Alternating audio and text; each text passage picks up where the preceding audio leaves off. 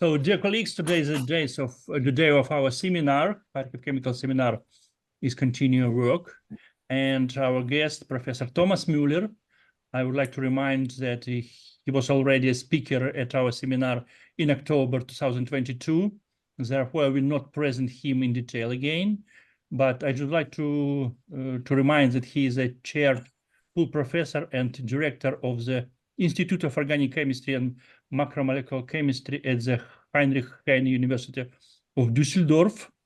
And his research interest includes synthetic and physical organic chemistry and functional chromophores and the design of novel one-pot reactions documented in more than 360 publications in high-cited journals.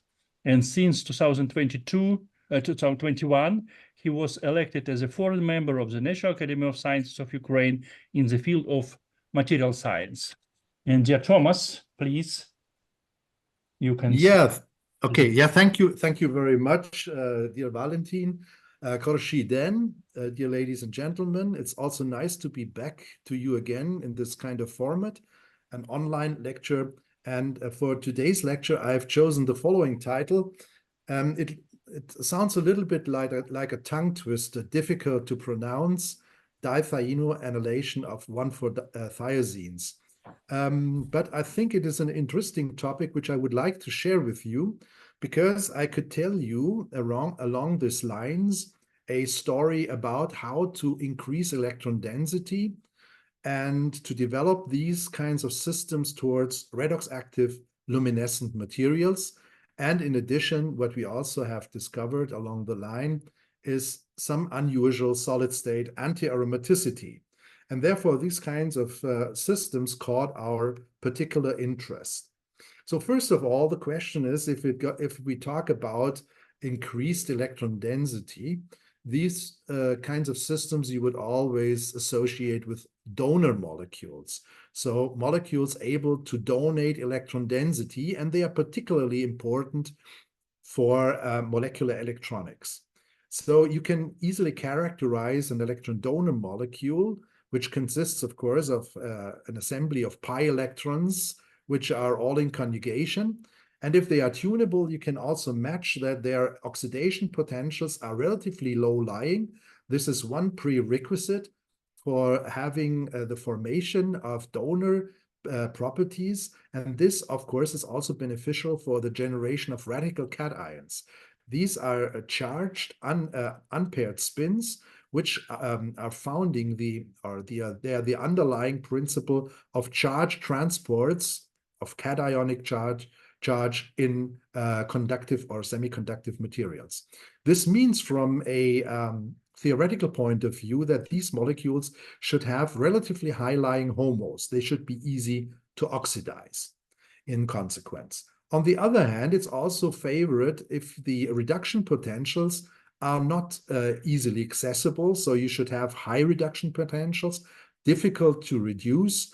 This means a low electron affinity. So these molecules will definitely not act as electron acceptors, rather as donors. And in terms of molecular structure, it means that the HOMO-LUMOs, in contrast, should be high-lying as well. Then you have an ideal system. And these kinds of molecules play, for example, a key role if you are designing semiconductive materials, where you, for example, have the transport of charges along the molecules, which is a combination of intra and intermolecular transport of positive charge.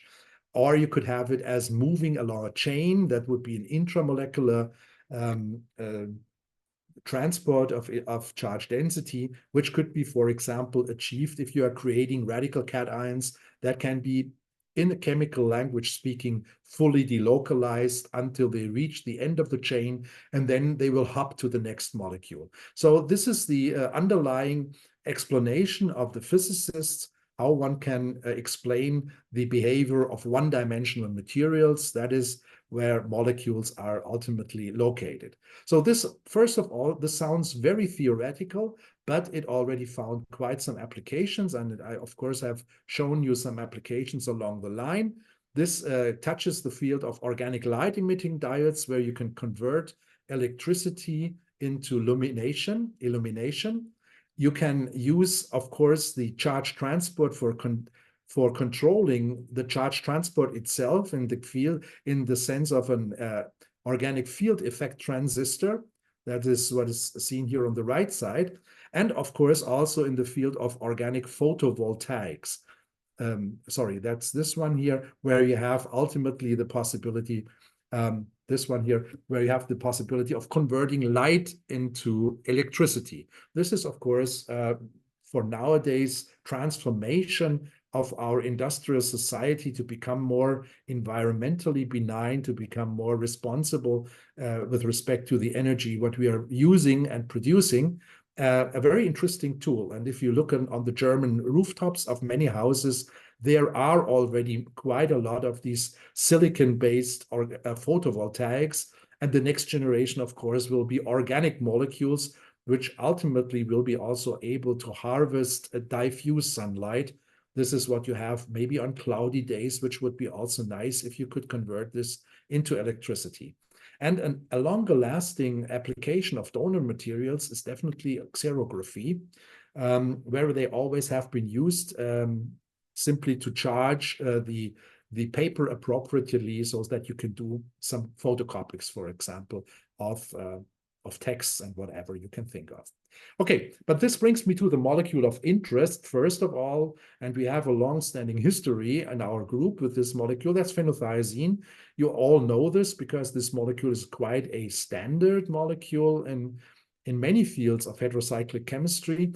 So here you see the enumeration of the tricyclic molecule. And the interesting thing is it contains a thiazine in the middle that is flanked by two benzo-annellations. And if you take a closer look, this thiazine, if you calculate the electrons that are in a cyclic orientation to each other, in a cyclic conjugation, they amount up to 8 electrons. And 8 electrons, of course, is an anti-Huckel number. So it will promise to you some anti-aromaticity. First of all, anti-aromaticity is something what nature really does not want.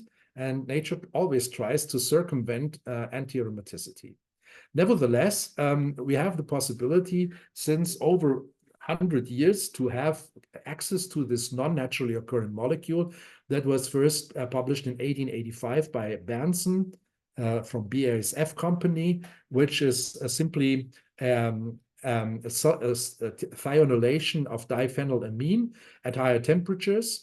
And this also was the starting point of the so-called sulfur dyes, which were also invented at the BASF in the 19th century.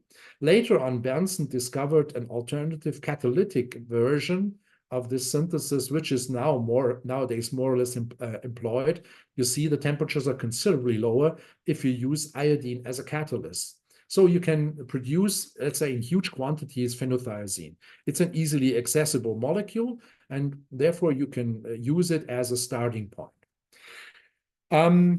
Historically seen, phenothiazine has lived several lives, maybe not 7 as a cat, but quite some lives. First of all, as I already alluded to, it started in the field of dye chemistry. So as chromophores, methylene blue, which was described by Heinrich Caro and which could be made accessible easily by the Berndsen methodology, methylene violet and Lorth's violet, which is also named thionine, they became quickly interesting dyes, also deep colored dyes with high extinction coefficients. And later on, of course, Paul Ehrlich, he was one of the leading German physicians in the 19th century.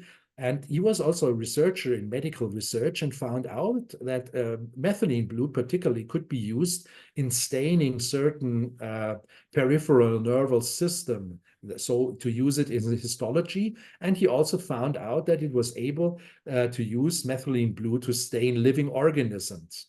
Later on, it was discovered that methylene blue could act as a DNA intercalator, so it lays itself between the base pairs, or it could be also used as a redox indicator, and that is what is nowadays often used in biochemistry.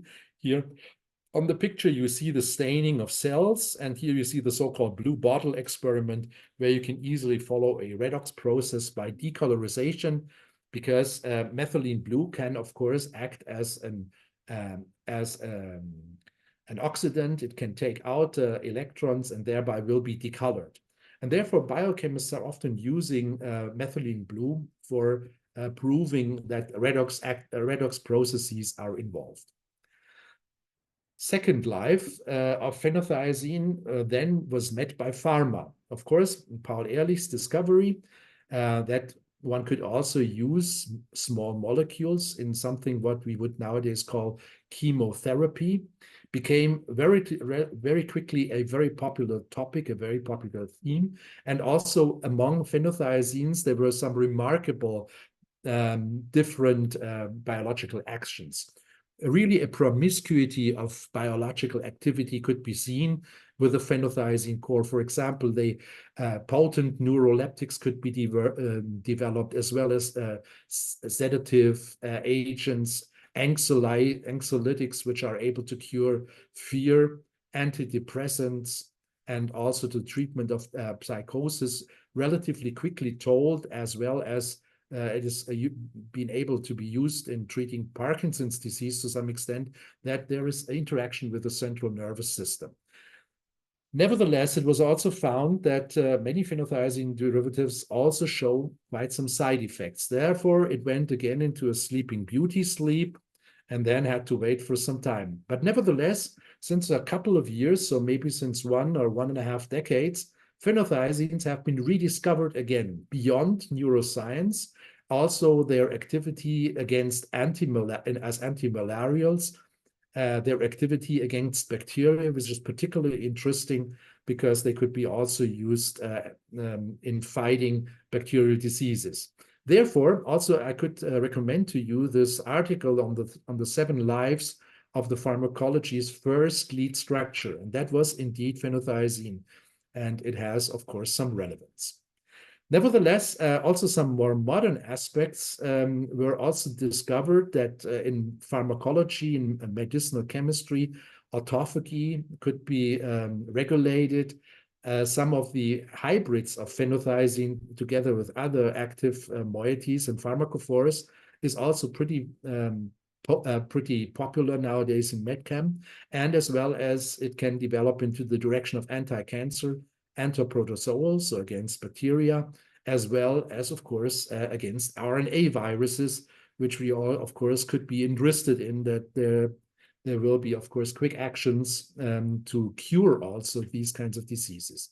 And, of course, antimicrobials, which are, let's say, a always challenging goal for scientists in the life science.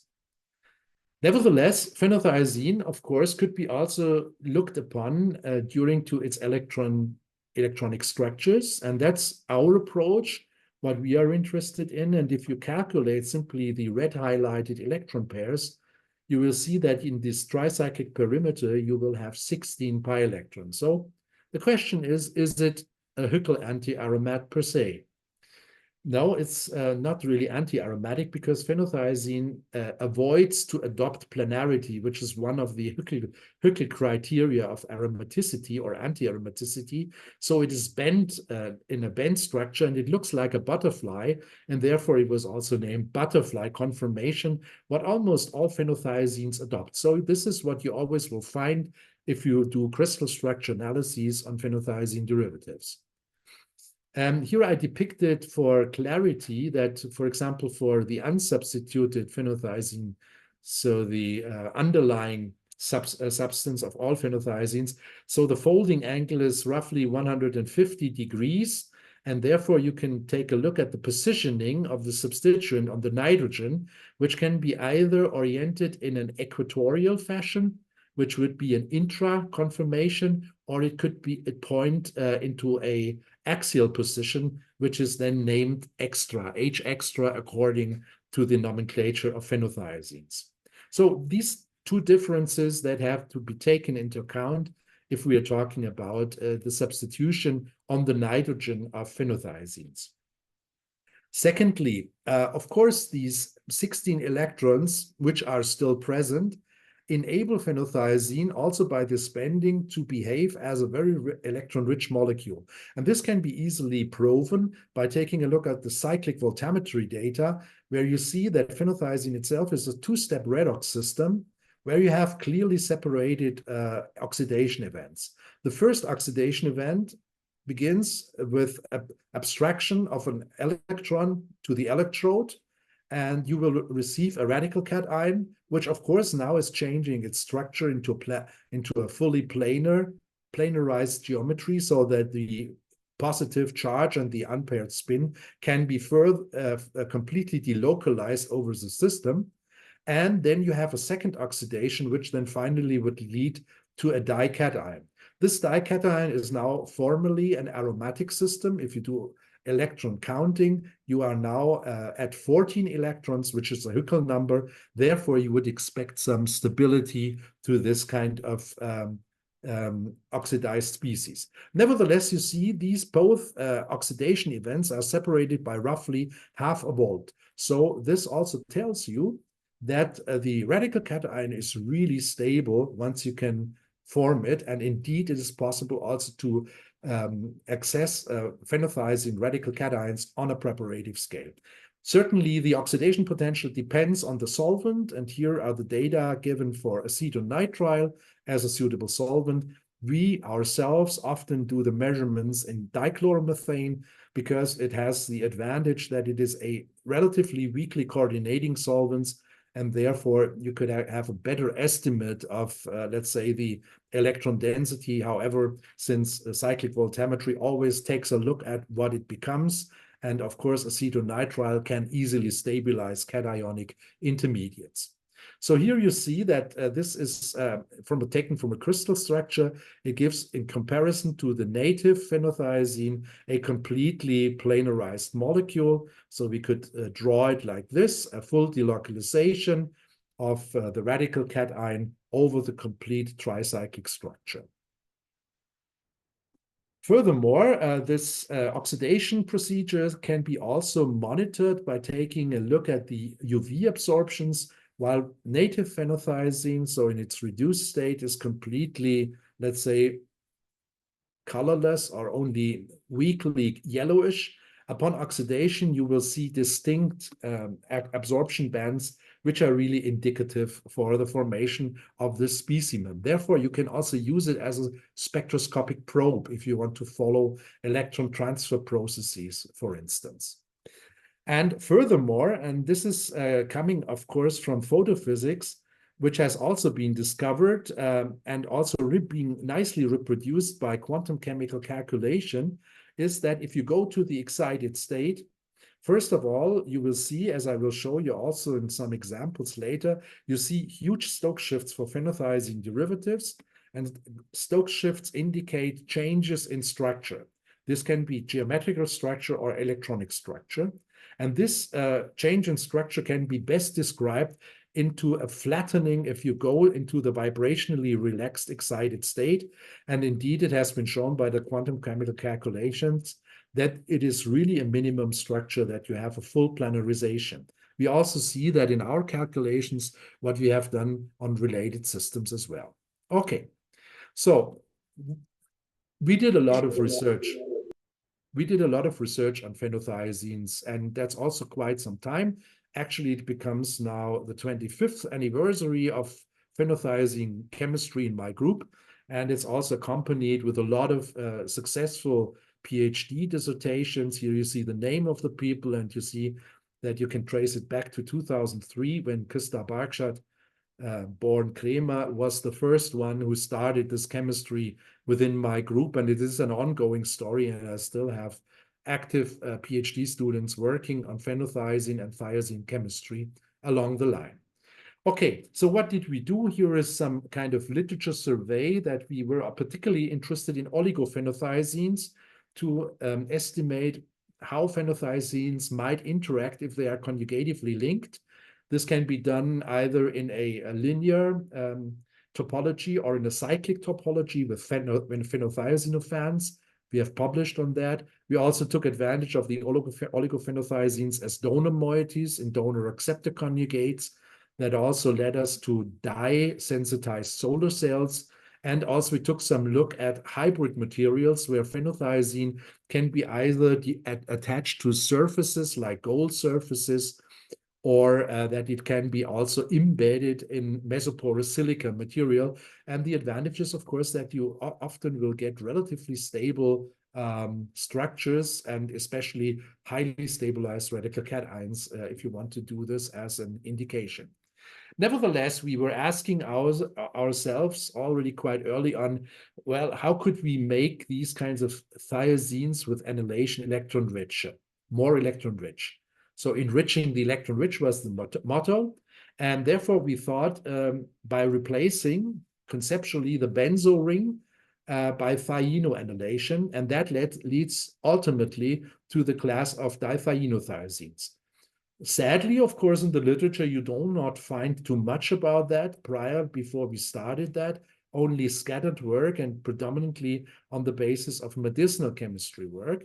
And therefore, we took a deeper look into these kinds of structures. So if we do the replacement of the benzo rings on the left and on the right sides of phenothiazine by thiophene, you could imagine that there are 6 different isomers which you could generate. So if all sulfurs are more or less on the same sides, we have abbreviated that as the syn-syn orientation. This is the syn-anti. Oh, now my presentation got lost. Do you still see it? Yes, your presentation. No. You don't see it? No. Okay. So it automatically somehow disappeared. So I'm currently only seeing the tiles of the attendees. So what should we try to do? Share it again. Maybe I share it again. That's a brilliant idea. Okay. Okay, I will do so. So, and maybe go back to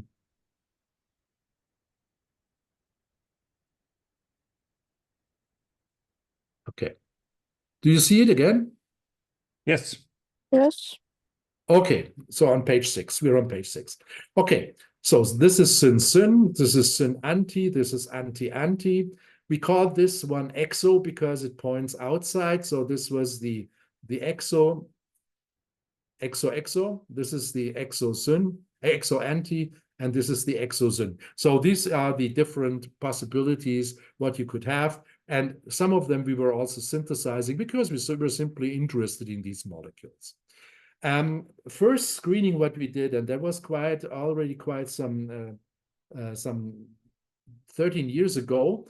This was to identify by quantum chemical calculations which molecule of these derivatives might have the highest lying HOMO, and that is indeed the one that is now in the red box. And therefore, Katrin was doing the first work on these kinds of systems, and she started to synthesize the syn-syn.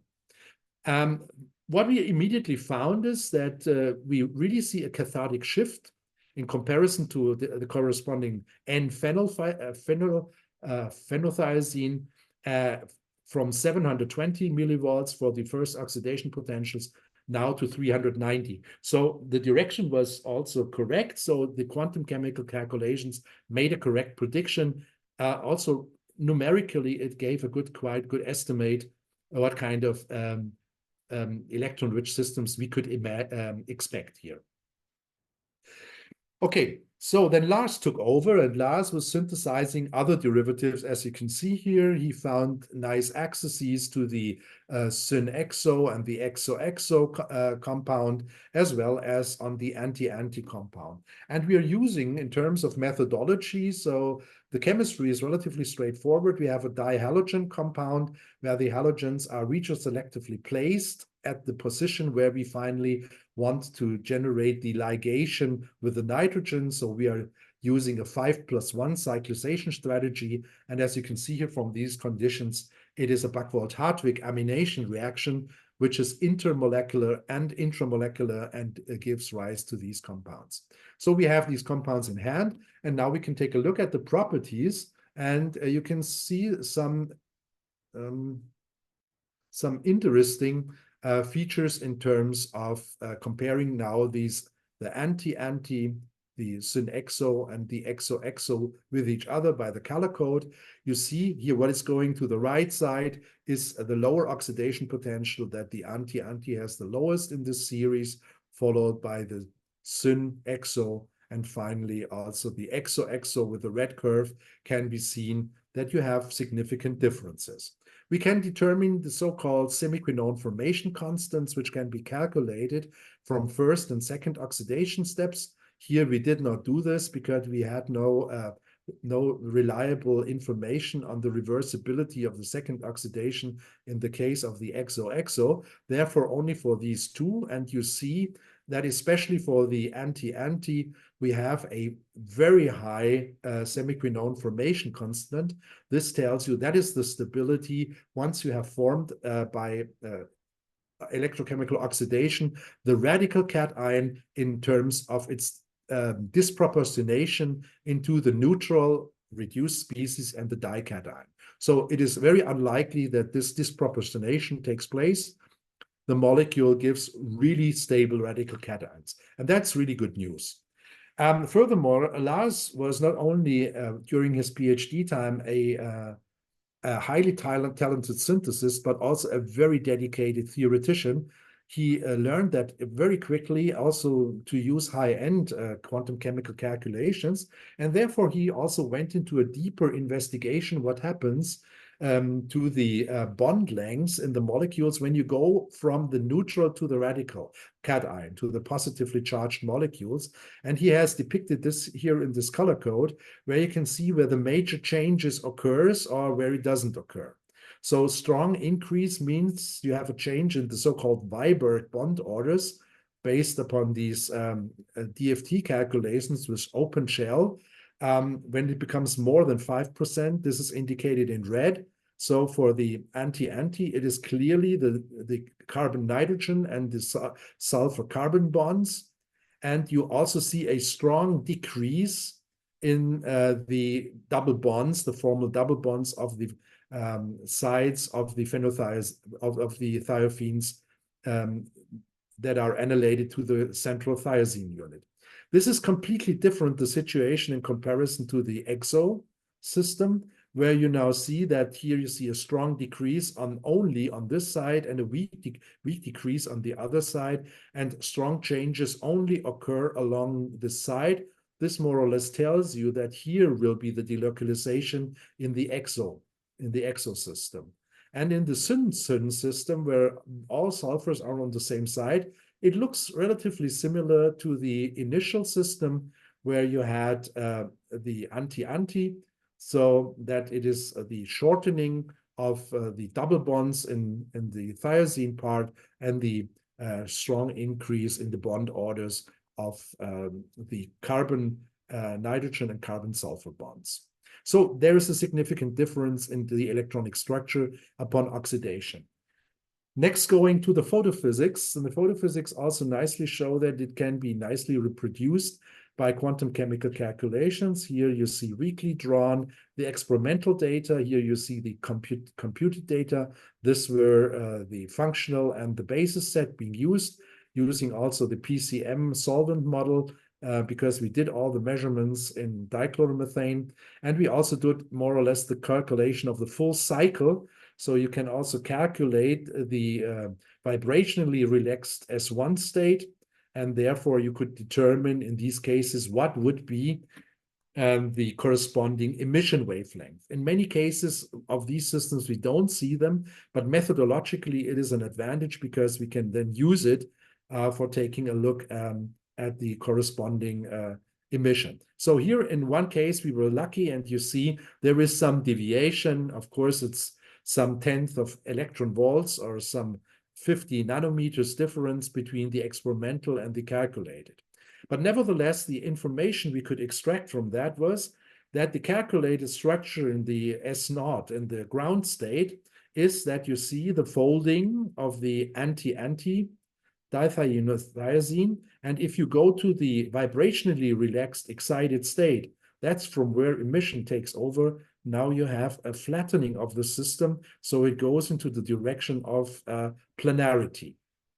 Also here you see in these changes of coefficient density, what happens if you have the transition, for example, here in the case of emission going from the S1 to the S0 excited state. It is essentially a charge transfer going from outside to inside, so the inverse of the excitation. Okay, so if we think conceptually about these thiazines, we can, of course, consider them by using the benzo-thieno exchange. And for comparison, of course, we want to take a look at the syn-syn and the syn-an and the anti-anti systems. And we can also, secondly, take the advantage, you all know this, that thiophene as a moiety holds a lot of chemical possibilities. For example, easy orthometallation, or also cross-coupling methodology, which could be easily employed. And that was exactly what we were at and looking for. So we can easily go for the alpha-alpha prime position to come up with the 2,6 difunctionalized syn-syn and anti-derivatives. So we did so. And for example, Lars developed a sequence or one-part sequence where he started with the double metallation of the thiophene part. In the case of the reference compound with phenothiazine, he did a halogen metal exchange, which is also regio-specific. And then these dilithio intermediates were trapped first with DMF, dimethylformamide. Then it was neutralized by addition of acetic acid. And then in the same reaction vessel, the organocatalysis could take over in the sense of a Knoevenagel condensation, so that we could synthesize these Knoevenagel condensation products where we have functionalization with these extended electron withdrawing moieties. This works reasonably well, and it can be performed relatively quickly because we have the one-part procedure to access these molecules. Furthermore, easy metallation also means that you can now do a metal exchange, for example, a lithium to zinc exchange, which enters the pathways to Negishi type palladium cross-coupling, and thereby we were introducing the aryl substituents in the 2 and 6 positions in the case of the anti-anti and the syn-syn system.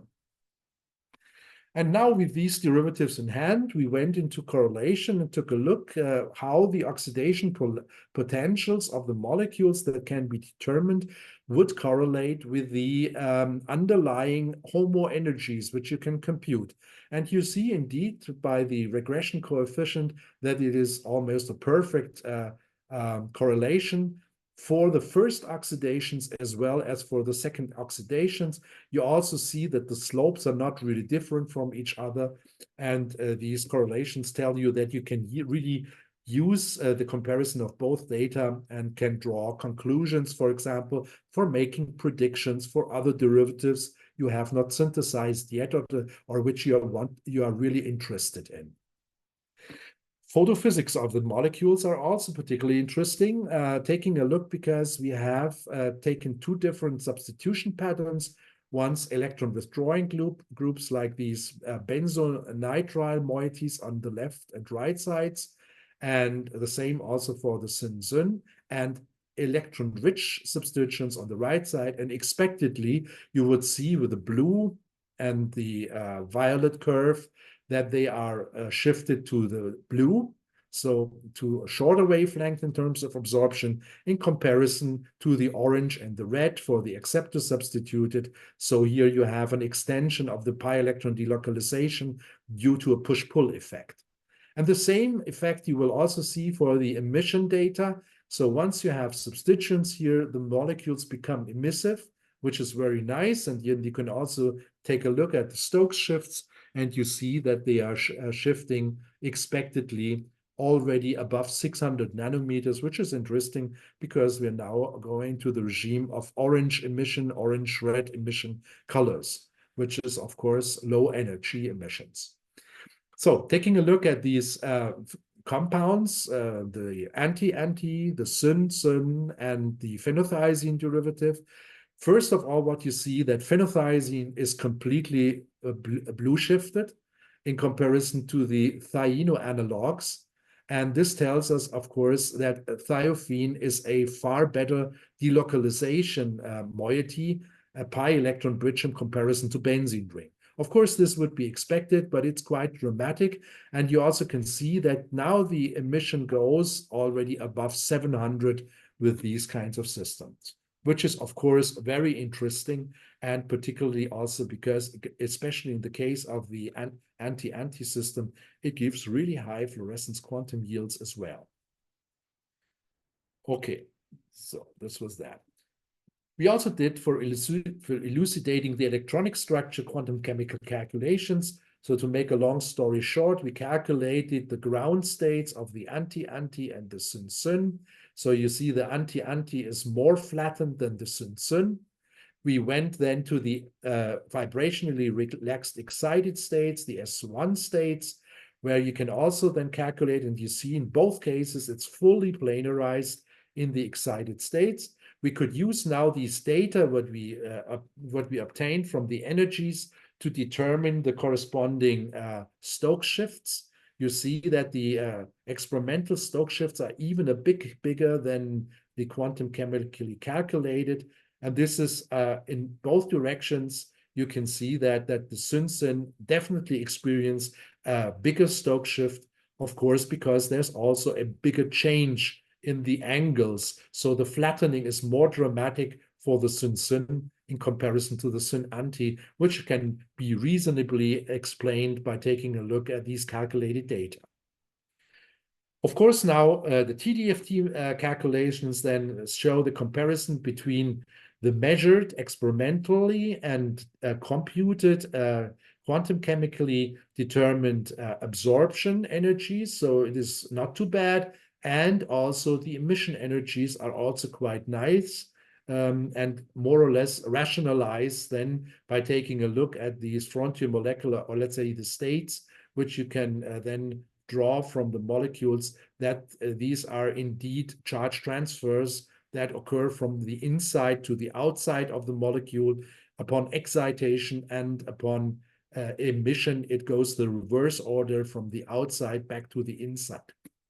This is the mechanism of the photophysics. And the same holds true, of course, also with these calculated absorption and emission data for the syn-syn derivative, showing more or less the similar behavior.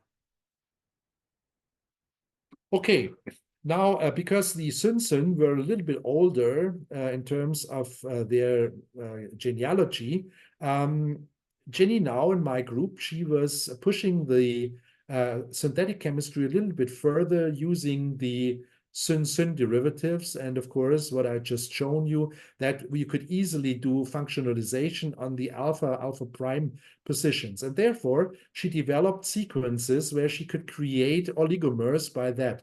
And this was, first of all, ensuring solubility by placing a parahexyl substituted phenyl ring here, which could be easily introduced upon the syntheses of the molecules. And then she did the lithiation with butyl lithium in presence of TMIDA at low temperatures. And then she did a transmetallation.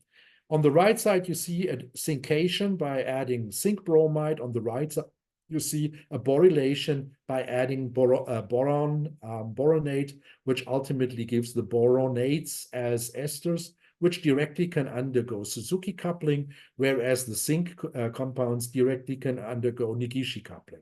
For comparison, you see that the yields are pretty similar, and you can access these dimers easily. Likewise, you can synthesize on the Suzuki route the trimer. So now Jenny could have access to the monomer, the dimer, and the trimer.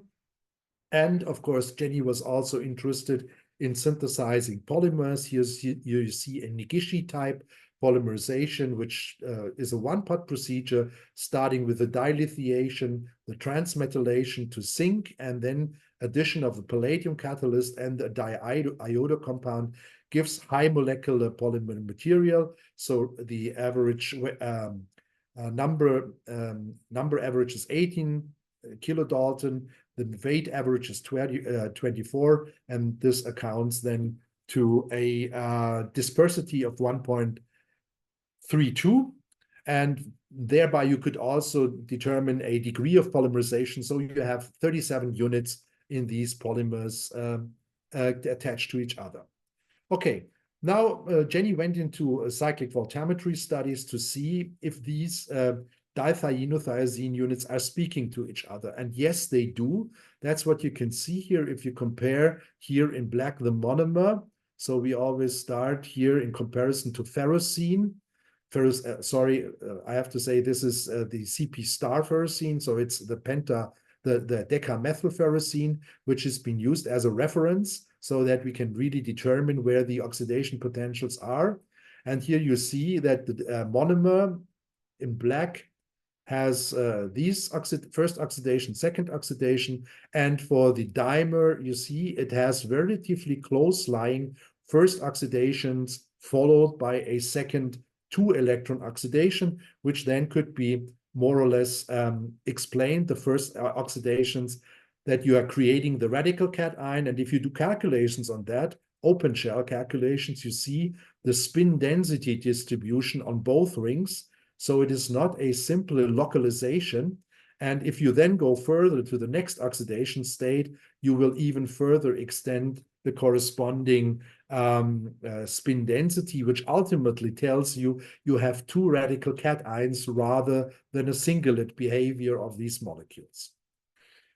For the trimer, it becomes a little bit more complicated because the first oxidation can be seen by the spin density calculation occurs on the central ring. This is the most electron rich. Therefore, the radical cation is formed. And then if you do the next oxidation, you see it is coming from the complete pool of the molecule. So you have spin density distribution by the dication, which is at a relatively low potential. So in other words speaking, these radical cations are indeed speaking to each other because they show interactions of spin density. Furthermore, together with Arno, who was one of colleagues at the time working on more extended systems, Arno did quantum chemical calculations, and together with Jenny, they rationalized what happens if we take the phenothiazine oligomers, which we have synthesized and published around 2008, and compare them to the corresponding calculated dithieno-thiazine oligomers and ultimately the polymers. So you can place the calculated energies, the HOMO and LUMO energies for the monomer, the dimer, trimer, tetramer, etc. So they were doing calculations up to the 10-mer. And you see in comparison to phenothiazine, you have a significantly shorter HOMO-LUMO gap, which you can create by these kinds of, well, benzo to thieno exchange. More importantly, also taking a look at the elevation of the HOMO energy. So the HOMO energy appears at lower negative values, that means higher energies, is almost in parallel to the phenothiazines, as you can see here, by plotting the reciprocal units. So you start with 1, and then you go on with 2 and 3 and 4 and so on, but you always have the inverse. So it's over n to the -1. And therefore, you see they really behave in a straight line. This is the behavior of many semiconductors where you can find and identify the generation of effective conjugation length. Okay, Jenny did the synthesis of the oligomers. Here are the properties, what you can see. So upon UV light, the monomer is non-emissive. However, once you expand the pi system to the dimer and trimer, also to the polymer, here you see that the absorption under daylight creates emission in the orange to deep red if you go to the polymer. So you have lower oxidation potentials, you have an elevation of the HOMO energy, you get a redshift of the corresponding emission. And all these materials are emissive, which is nice. So here are the copolymer synthesis, which have been developed by Jenny. And Jenny could show that by using the Suzuki cross-coupling or the Negishi route, that she could create different sets of copolymers, where she always has, every second unit would be one of these dithieno-thiazines, different bridges, phenylene, biphenylene, also this electron-deficient heterocycle, and also phenothiazine she used as an electron-rich bridge. And the same could be done, more or less related fashion, with the zinc-mediated Negishi coupling, where we also could, for example, introduce here pyridyl moieties.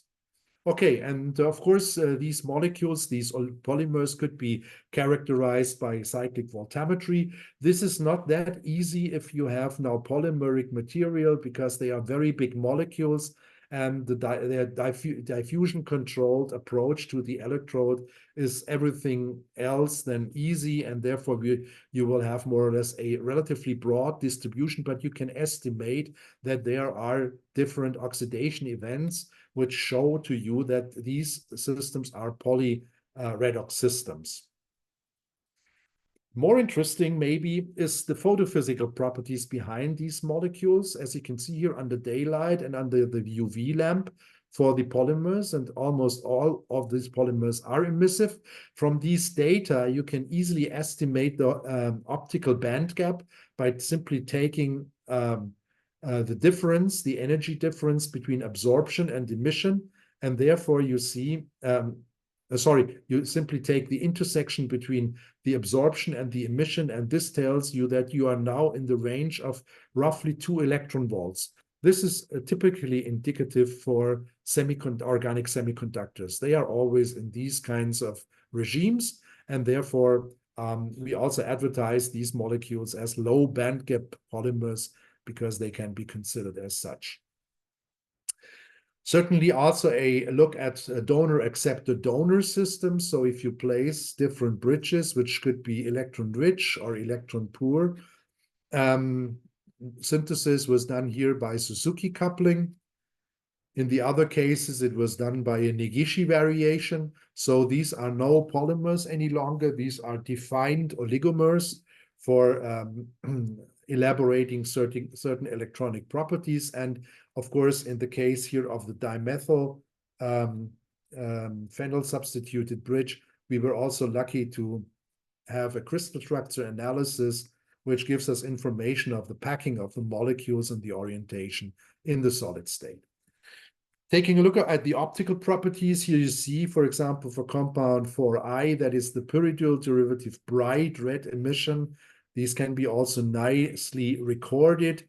So here on the top, you see the absorption under daylight, and here you see the emission under the UV excitation. And if you go, let's say, to these stronger acceptors, of course, the homo-lumo gap will become smaller and smaller.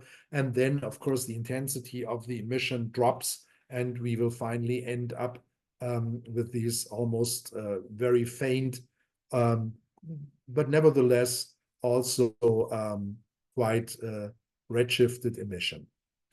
All the materials also show distinct interesting properties with some exceptions. These are the most electron deficient substituted bridges, but in most cases you also see solid state emissive materials. So on the top on the daylight and on the bottom under the UV lamp.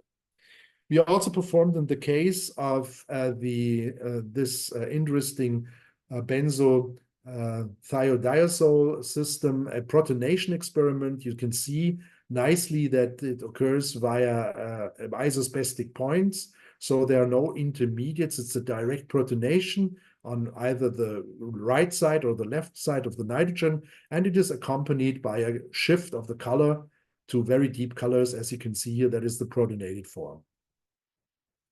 Yeah, also quantum chemical calculations nicely show that the frontier molecular orbital analysis shows that these dumbbell-shaped molecules with donor and acceptor in the center, donor on the left and right sides, that you have predominantly these types of charge transfer bands where the electron density is shifted from the outside to the inside, so that it's almost a quadrupolar behavior of the molecules. Okay, so I will now come to a shorter part because that's a little bit of a younger story. We were now thinking after these successes with the dithienothiazines, what can we do else? Maybe we can do also the insertion of thiophenes into phenothiazine. Well, conceptually, this would mean a thieno-expansion. And there you only have three possibilities what you could do. You could either have the so-called syn-syn orientation. You simply recognize that this is essentially the benzo-annellation of the syn-syn dithienothiazine. You could have the syn-anti, which would be the benzo-annellation coming from this side, or you could have the anti-anti system, which would be also the benzo-annellation. Therefore, we were conceptualizing these kinds of molecules. What would their structures be? What would their properties be? Can we mine any kinds of structure property relationships, and do we see any interactions in the solid state between these material molecules? Okay, the synthesis is very, very easy. So today you only see Buchwald-Hardwick coupling in its application. Yes, we also did this because this could be nicely used to address all the syntheses of syn-syn, syn-anti, and anti-derivatives. And we were additionally lucky to receive a lot of X-ray structure analyses, which also gave us some information on the packing and, of course, on certain properties of the molecules if they are in a rigidified fashion. So these are the standard conditions. Next, of course, was the electrochemistry, which you can see here is going here from left to right in this case. So these are the first oxidations. These are second oxidations. For first oxidation, you see a significant difference if you have an anti-anti, if you have a syn-anti or a syn-syn system. So this gives some kind of shifts. However, if you take a look at the second oxidation, therefore it plays obviously no role which kind of orientational isomer you have. This is, of course, interesting, but it is understandable because the first oxidation always will lead to complete planarization of the system. And once everything has been planarized, of course, the potentials will not be too difficult for these types of isomers. Nevertheless, we could play around with the substitution pattern, also having a lot of differently para-substituted BBTTs. So that's how we call these kinds of systems. The BBTT system would be the syn-syn, the syn-anti, and anti-anti. And here you see by the correlation analysis, by plotting the oxidation potentials against the sigma p parameters from the Hammett-Taft scale, here you see by the slopes where the most impact comes from. And of course, here the slopes are steeper than in the case of the anti-anti derivative, which obviously also tells us for the electronic ground state that you already have some more planarization of the system, which you don't have in the upper case, as we already could imagine. So now come the analysis of the crystal structures, which is extremely interesting. So here for an anti-anti derivative, you see an almost completely planar crystal structure. In all five rings are more or less in one plane. Here you see how the material looks like. So you easily have these crystalline materials available. So now rationalizing that you have a certain amount of pi electrons in the center system, which would be 8 electrons. And of course, this is an anti-Hückel number. This would tell you maybe this kind of system could be an anti-aromatic. First things what you do, of course, if you want to approach these kinds of information, because there are not too many experimental methods which you could directly use, is to perform quantum chemical calculations, taking a look at the so-called nucleus-independent chemical shift. This was a method introduced by Paul von Ragé-Schleyer, where he uses DFT calculations to find out about the chemical shifts, the NMR shifts, if you want, but they are independent of the nucleus. So you can simply take one position in your molecule and determine what is the nuclear independent shift at this position. And if you do so, you will find in the centers of these ring systems that you have certain shifts.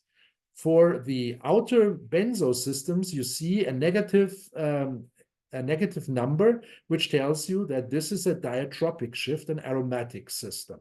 Also, this holds true for the thiophene, which is on both sides also an aromatic system. However, the thiazine in the center shows that it has a positive number, and that's a paratropic shift, and this can be considered to be anti-aromatic. So we had one referee who was critical, and he said, look, you should also consider that there's also a false positive shift, which could come from the aromatic systems that are surrounding. Therefore, this referee suggested to us we should do a calculation of a non-bridge system where we simply place two benzothiophene in this orientation. There is no bridge in between. And then we take a look what would be the effect on the paratropic or a diatropic ring shift. Of course, you would see a paratropic ring shift, because that's exactly what a ring current in an NMR experiment would show, that you have a shift to lower fields of aromatic systems, and that is what you would expect. But you see that this number is smaller, almost only half of that what you would expect if you calculate the paratropic ring shift stemming exclusively from the thiazine system itself. Okay, so this tells us some story about the anti-aromaticity. We also did a computation, which is also standard in this field, to make a so-called ZZ scan. That means you calculate the Nix values in certain distances above the plane. And then you get a behavior which ultimately looks like this. So if you have the Nix as the ISO, and then you have the out of plane, and you also have the in plane. The out of plane is this, and that's the in plane. And for comparison, so that you have an idea, that's how it looks like for the prototypical anti-aromatic system, which is cyclobutadiene. Here in this case, you see, of course, it has larger numbers in terms of the change of the Nix scan, but it is more or less the same shape. Therefore, we are relatively confident that we have indeed an anti-aromatic system in the solid state where it can adopt this kind of orientation, because that was the geometry we were taken for the quantum chemical calculation. So it shows significant anti-aromatic character. Okay. Simone, who's currently a PhD student in my group, when she was starting with her PhD thesis, she was investigating the chemical oxidation, because we also wanted to receive some information on the radical cations of the system. So first of all, the radical cations can be easily prepared in dichloromethane solution using antimony pentachloride as an oxidant. The dications can be also prepared from in solution. If you do this in toluene, dichloromethane, and the dications where you need to have solubility, you need to have dichloromethane as a solvent, so you can selectively prepare them. We could characterize them, and that's what I want to share with you. So first of all, the experimental EPR spectroscopy shows that it gives a radical cation in the case of the syn-syn, the syn-anti and the anti-anti PBTT system. And you see also by the fine coupling that it is more or less on the nitrogen. So it is the interaction with the NMR active nucleus, the 14N nucleus, which gives rise to this kind of splitting. This can be also calculated. Here you see the simulation, which is perfectly superimposable. And it shows nicely also the spin density, which is localized here on the central core of the thiazine. You don't see too much coefficient density, spin density on the outer rings, and therefore we will have difficulties, of course, with experiments to have other proofs, let's say, of taking a look at coupling constants, for example. But interestingly, also, if you go to the dications, then you can also follow what happens if you go from the syn-syn to the dication. Then you will see that these terminal aromatic protons directly fall into the anisotropy cone of this parafluorophenyl substituent. And this leads to a high field shift. So these are these protons which are high field shifted. And the same you see for the anti-syn derivative, that it's only on one side, on this side where it occurs, because on the other side, there is no proton which could participate in this kind of de-shielding or this kind of shielding caused by the paratropic ring current of the substituent. So that's how the colors look like. The native species are colorless to yellowish. So radical cations are expectedly deeply colored, and the dications are even more deeply colored. This could be then, of course, also superimposed with the data we obtained from spectroelectrochemistry. So also under the cyclic voltammetry experiment, you can perform electrolysis, you can generate the specimen. You see here the salts which are being synthesized are completely in alignment with the corresponding electrochemically generated specimen of these radical cation. Okay, and the final part which took part in our group so far was then to take a look how to expand the system. So Henning Behrens made a very nice discovery that he could use this tetrabromide and perform selective annulation by using the Buchwald-Hartwig coupling. The outer bromines do not participate in this kind of reaction. Therefore, we have a selective formation of the central core thiazine, which you can also see here in the case of the X-ray structure analysis.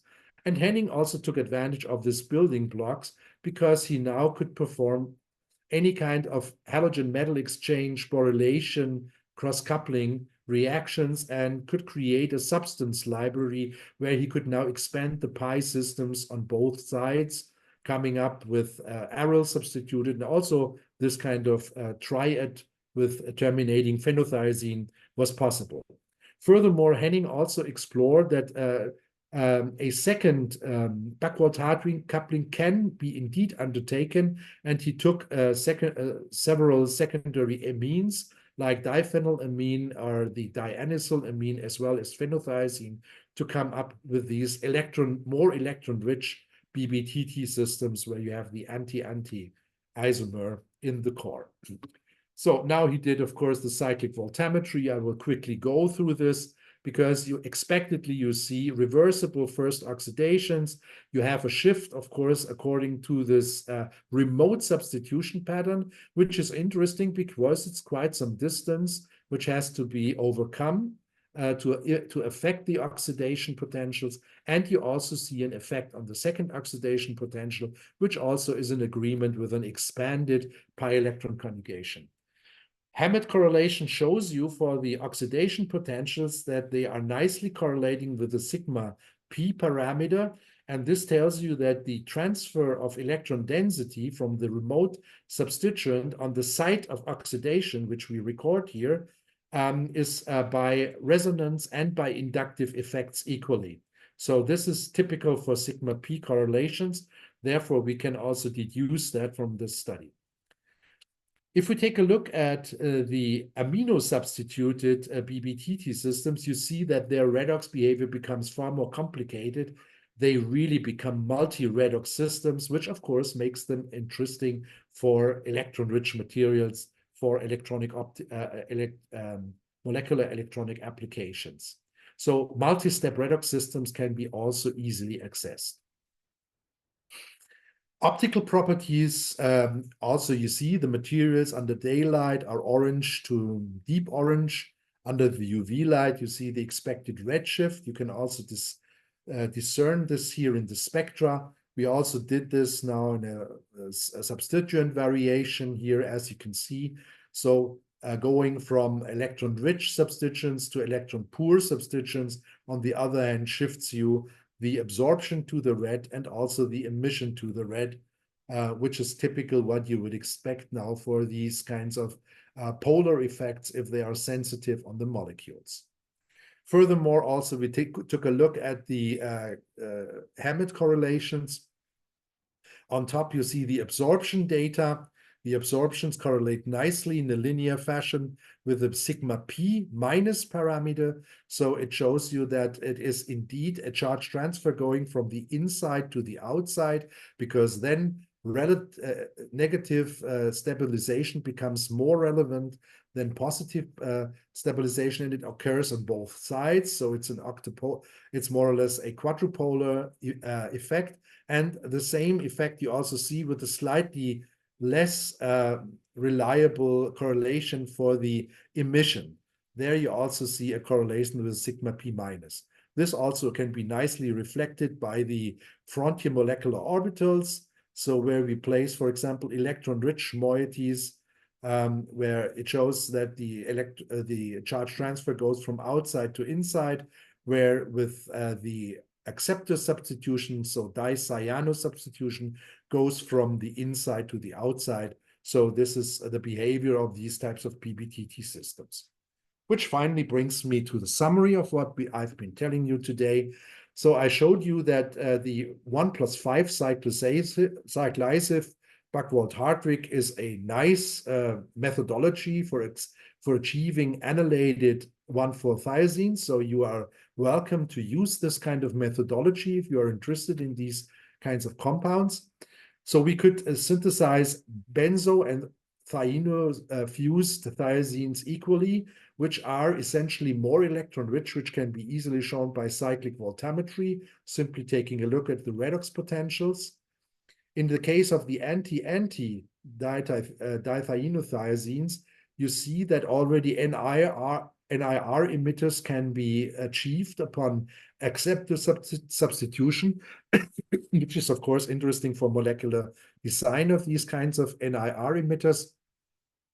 For the synsin dithieno-thiazines, you saw that redshifted emissive polymers could be generated, and the class of BBTTs are electronically nicely tunable, both by their nitrogen substituents as also by their substituents on the remote position of the benzo core.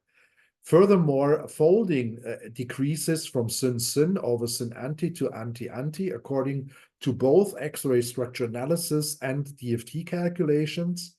Solid-state anti-BBTTs are anti-aromatic according to the Nix calculations. Radical cations of BBTTs are even more stable than those of phenothiazine radical cations, which of course is an effect of this extended pi-electron conjugation. And now with remote substitution, you also have the possibility of fine-tuning the emissive electrophores with respect to this two different possibilities. If you are further interested in this topic, I would like to guide your attention to Lars's review published in 2020 in Molecules. So this is open access.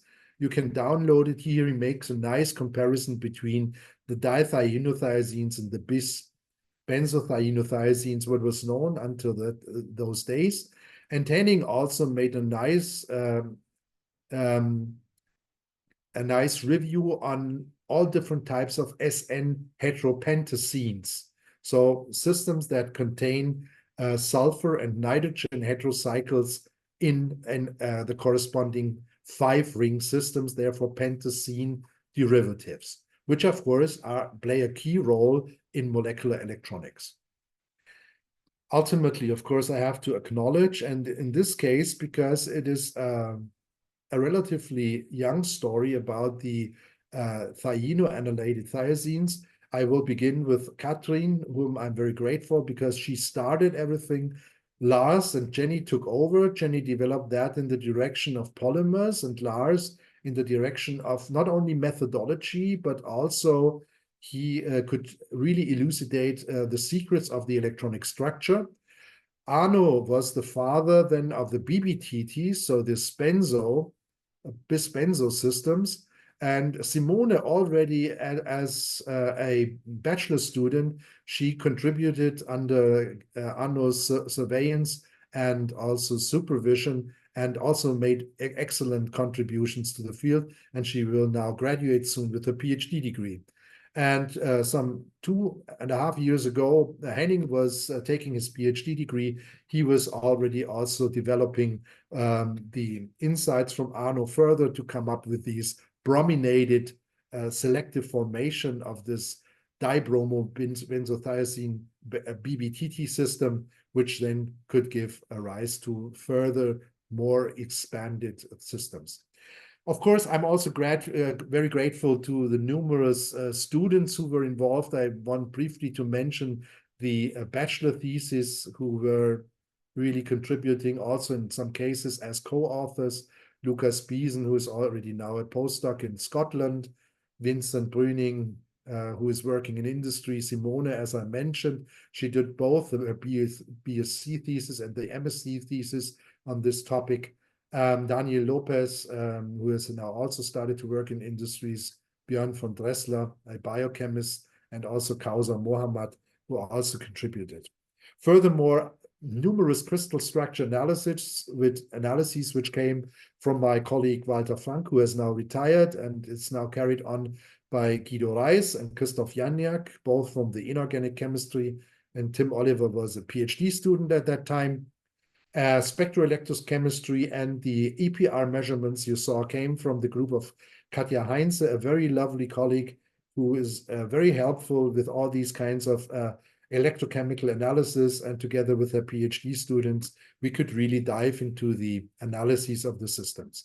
Yeah, and finally, also, of course, I had support from the German Science Foundation for developing the chemistry, the funds of chemists, of chemical industry to support Lars on the endeavor of his PhD studies, and the Ernst Jäger Foundation to support the PhD study of Jenny with my group. Yeah, and this finally brings me then to show you the typical night picture of Düsseldorf, where the Rhine Tower is illuminated. So this is now from the other side in comparison to what I've shown you before. And this finally leaves me then to say Yakuyu to you. And Slava Ukraini, of course. Heroyam Slava, thank you very much for very interesting lecture. It's a classical combination of synthesis, physical organic chemistry, and quantum chemistry calculations for material science, for synthesis of materials. So we have some time for questions, dear colleagues. Do you have questions to our speaker?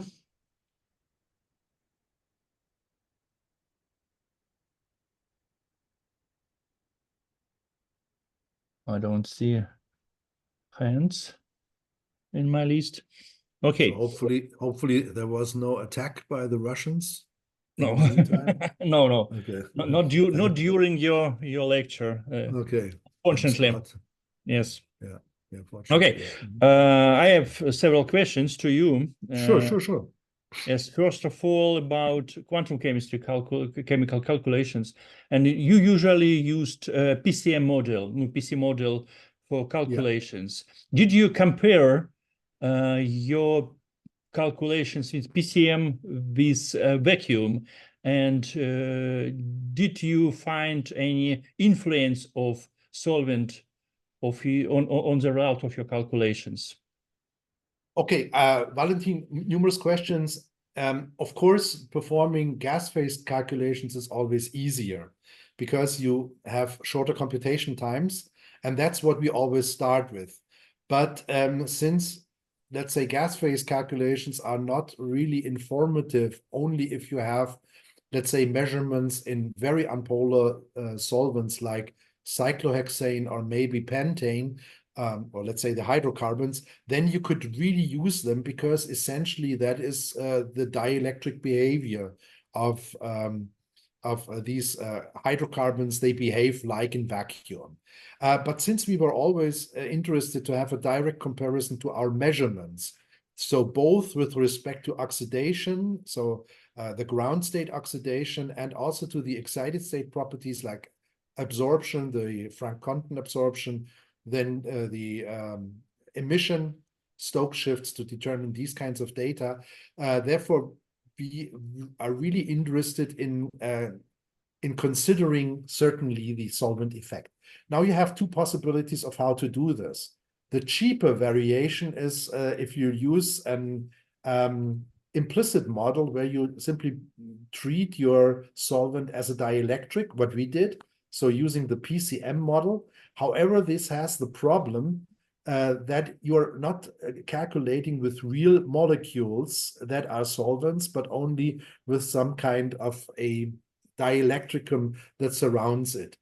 So if you want to have more precise information, presumably the explicit method would be definitely better, but this costs then maybe the calculation time for introducing some hundred of solvent molecules. But I completely agree, of course, also talking to theoreticians, that this ultimately gives you a more, let's say, comprehensive picture. But we try to gain first information to develop some kind of understanding of the electronic structure, because that ultimately is also necessary if we want to go on with synthetic endeavors. I don't know if this really answers your question, but Yes. we do some kind of compromise to get an insight, but we are fully aware that it is not the same value as if you have a full description of real life solvent molecules, which then could also, let's say, impose dipole moments and so on, which of course they would give a very precise information then. This is clear, but it costs enormous computation time. Yeah, I understand it. Yeah, thank you. About dimers, trimers, and polymers. You used only Synthene molecule to synthesize polymer. Why? So Not anti-anti or Syn-anti. Okay, so why didn't we use? I mean, the problem is sometimes the operator. Of course, Lars has graduated from my group. He was an extremely talented chemist, and he also he wrote down everything in his lab journals. But let's say if you have someone who is not that skilled, he might have problems, and that is also what we found. The Syn systems are a little bit easier to synthesize, and that's what we always see. So if I ask someone, please do the synthesis of a Syn, it works. The anti-anti is far more complicated. This has to do with the palladium catalysis. Maybe I have it on this in this presentation. Yeah, okay. I have some backup which I could share with you. So because Arno did a huge work on elucidating how does this reaction work. And he did some kind of time conversion traces where you see what can happen in these kind of reactions. So, I mean, what I have now solicited to you as a very nice synthesis, of course, has some byproducts. And Arno did really the great job in analyzing what these byproducts are. And here you can see it on the top first, that, for example, if you perform the Syn BBTT synthesis, you will, of course, receive it as the major product. But then, for example, you also see the formation of the Syn-anti, which is really strange, of course, because it looks as if positions have changed. And furthermore, also elucidating was the formation of this thioindigo derivative, where we had an X-ray structure of. So this was also not too bad. Here you see the X-ray structure in the portion F of this molecule. And therefore, since we could have always fluorine as a marker on the nitrogen substituent, we could underdo fluorine NMR studies. And that's what he did. And therefore, he came up with these time conversion traces, where you see that his fluoroaniline, that was his first reactant, what he introduces, how it more or less decays over time, and then that you are forming some kind of intermediate, and then you have the product formation, and of course also the development of the false product. So that's what we can read from these kinds of studies. Okay, so it tells you maybe the first intermediate is this one, because that's the intermolecular Buchwald-Hardwick coupling. It enriches and will be consumed after time. And it can be reacted in two directions, either giving the desired product, that's this one, Or, and Arno has shown it because he could also isolate, well, he could also follow it easily by NMR spectroscopy. Also, it will form this kind of derivative. And furthermore, what Arno also found, if he simply took the product and reacted it with the palladium catalyst in the NMR tube in the presence of the DPPF ligand, which always is present here, he also found a derivative which can be explained from an oxidative addition of the palladium and the carbon-sulfur bond. Okay, so this all tells us that the story is far away from being very simple. It's really complicated. So this is the catalytic cycle scheme. Actually, we have four different catalytic cycles, where it starts here with the oxidative addition in the case of the syn-syn derivative. So here you have the bond formation, then it enters the second cycle, where it now can undergo the correct oxidative addition, which then would ultimately lead to the syn-syn derivative, or it could undergo an oxidative addition in the carbon-sulfur bond. If we are here at this stage to do the oxidative addition, which is, of course, directed by the amine, which coordinates the palladium to bring it close. That can happen. Then you see you have the scrambling, it changes around, and then the fourth catalytic cycle can take over, giving this byproduct. So this is the quintessence what Arno has found out by his fluorine NMR studies, and thereby he could explain what happens. And this, to some extent, also tells you why in the case for the polymer synthesis of the dithieno-thiazines, we only did the syn-syn, which were easy to synthesize right from the scratch. Okay. Nevertheless, however, I will first have to spot for a suitable candidate who is maybe as patient as Lars was to prepare the starting material. Then we also could undergo the synthesis. And of course, I would agree with you that you might expect some other different photophysical and also electrochemical properties from that. Sure. Okay. Thank you. So it was my last question, dear colleagues. Okay, so then I can leave and come back to the mirrors so that we can see each other.